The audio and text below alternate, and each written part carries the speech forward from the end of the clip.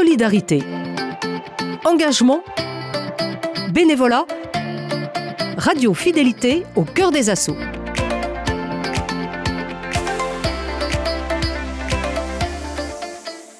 Pour ce dernier épisode de la semaine d'au cœur des assos, met en lumière l'étape et plus particulièrement la tournière, une structure innovante qui accompagne des personnes en situation de précarité à retrouver une place dans la société. Bonjour Pierre-Yves Alger-Sauzet, vous êtes directeur de l'établissement La Tournière, engagé dans l'insertion professionnelle des personnes en situation de handicap psychique ou intellectuel. Quel est le rôle de votre structure dans leur parcours d'insertion ? Eh bien bonjour, les Athlètes Tournière, donc c'est une structure qui accompagne des personnes en situation de handicap pour leur permettre d'avoir une activité professionnelle dans un environnement qui est adapté. Les personnes qui sont accompagnées ont entre 20 et 60 ans et pour certaines ça va être tout leur parcours professionnel au sein de la structure et pour d'autres ça va être un tremplin ou un parcours, une partie de leur parcours en fait d'un point de vue professionnel. Et les AT, c'est E-S-A-T. Est-ce que vous pouvez nous définir les différents mots qui composent ce mot ? Alors un ESAT, c'est un établissement et service d'accompagnement par le travail.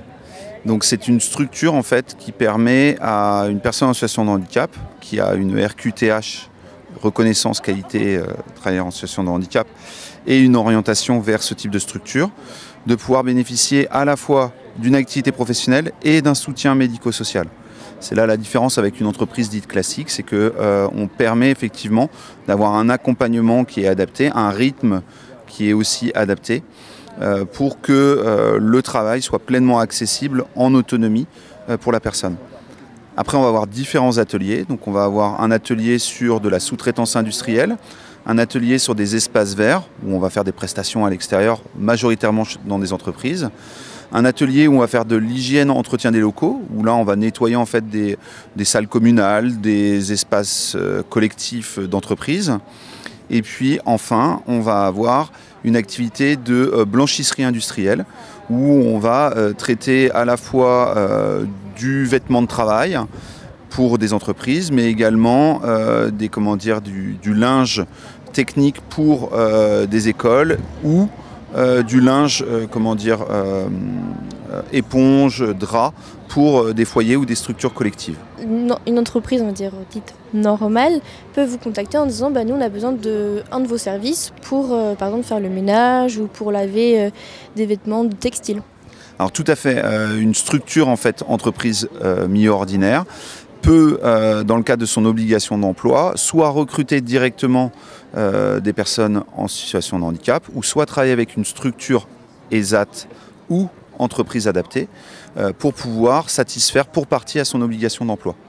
Nous maintenant, notre travail, c'est de faire en sorte que le cahier des charges du client, il soit respecté en termes de qualité, coût, délai, comme tout prestataire, avec la spécificité que nous, on adapte le travail pour des personnes qui ont une situation de handicap. Et ces personnes en situation de handicap, elles connaissent comment les AT ? Alors en fait, une personne qui, à un moment donné, soit un handicap inné, c'est-à-dire qu'il est né avec ou acquis en cours de son parcours, va généralement en fait avoir un parcours d'accompagnement qui va l'emmener vers la MDPH, Maison départementale des personnes en situation de handicap, où là en fait il va y avoir un rôle de conseil et en fonction de la situation de la personne, soit cette personne a juste besoin de quelques adaptations et à ce moment-là elle peut travailler dans une entreprise dite classique avec quelques adaptations, soit il y a un besoin d'accompagnement on va dire intermédiaire et elle va pouvoir travailler en entreprise adaptée, soit il y a des besoins d'accompagnement qui sont plus conséquents et à ce moment-là elle doit aller en ESAT. Et après la MDPH peut aussi déterminer que pour une personne, à ce moment précis de son parcours, le travail n'est pas la priorité, il y a peut-être le soin, d'autres choses à stabiliser avant. Et à ce moment-là, c'est la MDPH qui va déterminer l'orientation. Sachant qu'on s'inscrit comme structure dans une logique de parcours. C'est-à-dire que la personne qui, à l'instant T, n'est pas en capacité de pouvoir avoir un projet pro, c'est pas pour autant pour ça que ce projet professionnel ne peut pas éclore à un autre moment de son parcours. Nous, on s'inscrit véritablement comme une structure qui permet un parcours à une personne. Donc ça peut cette personne-là, par exemple, elle peut dire je commence par l'habitation et après je trouverai peut-être un travail avec les AT ou pas pour ma situation en tant que handicap. Tout à fait. Après, ce qu'il faut bien voir, c'est que la plupart des personnes que l'on accompagne vont faire la grande majorité de leur parcours au sein d'une structure comme la nôtre.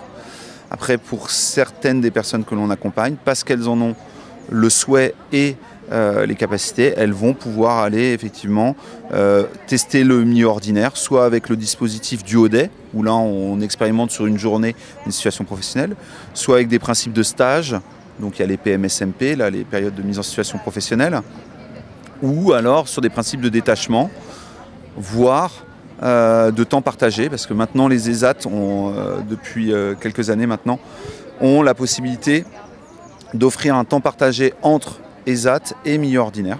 C'est-à-dire que quelqu'un va avoir un CDD ou un CDI à temps partiel à l'extérieur dans une entreprise et également un contrat de soutien par le travail au sein de la structure ESAT à temps partiel. Mais il y a de plus en plus d'entreprises qui ouvrent leurs portes aussi à ces personnes-là. Alors, l'émergence des démarches de RSE, responsabilité sociale des entreprises, fait qu'il y a de plus en plus d'entreprises qui s'adaptent, s'ouvrent au handicap.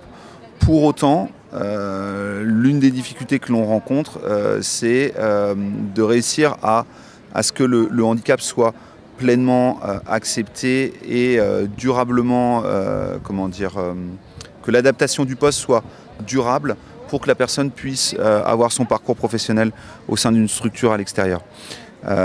Aujourd'hui, on voit bien quand même que les personnes qui arrivent à aller en milieu ordinaire, il faut toujours qu'on ait une vigilance. C'est pour ça qu'il y a effectivement un suivi qui est fait une fois l'insertion professionnelle réalisée, de manière à ce qu'il y ait ce droit au retour qui soit possible, parce qu'un parcours n'est jamais linéaire et que, en fonction de l'évolution aussi de la situation de la personne, à un moment donné, le milieu ordinaire n'est plus forcément adapté, comme à d'autres moments il peut l'être. Voilà. Merci beaucoup d'avoir répondu à mes questions. Je vous en prie, je vous souhaite une bonne journée. Cette semaine, vous avez découvert l'ETAP à travers ses différentes structures et actions sur le territoire.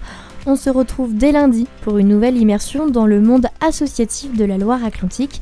Très bon vendredi à toutes et à tous.